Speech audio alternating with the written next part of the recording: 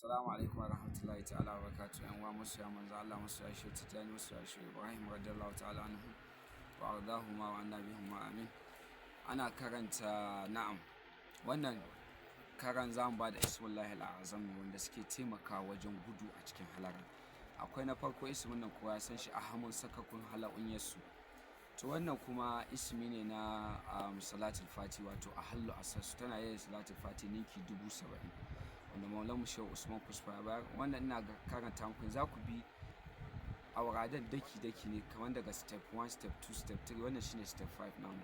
So kamar yadda ya faɗa na farko, bidiyo na farko da shi za ku fara amfani wajen bin step. Kuma kakku da mai uwa ga masu shan taba, masu shan giya, masu zina, masu duk wani irin mummunan kaba'ira za su iya karanta, wannan babu damuwa. Wannan abin shi zai ba ku dama ku samu imani da har zai kawar da ku daga cikin wannan munanan ayyuka da kuke aikata. Na farko manzon Allah ubangiji tabaraka wa ta'ala yana cewa cikin alkur'ani, ala, wato idan kuka ji inda Allah ya ce ala na kira ne mutane ku saurara, ala ku saurara, inna awliya illahi, cewa waliyan Allah wato waliyansa kenan, la khawfun alaihim, babu tsoro a tare da su, wala hum yahzanun, kuma babu bakin ciki.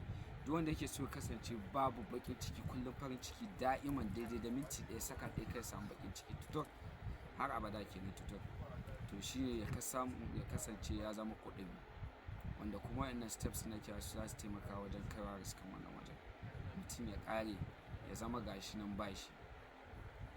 Na'am, kamar yadda yake cewa ismullah al'azam ne zamu bayar. Na bada na ahallu asasu. Akwai wanda kuma ismi ne take da jauhara da muqahu sakuzan mahuran 7,000.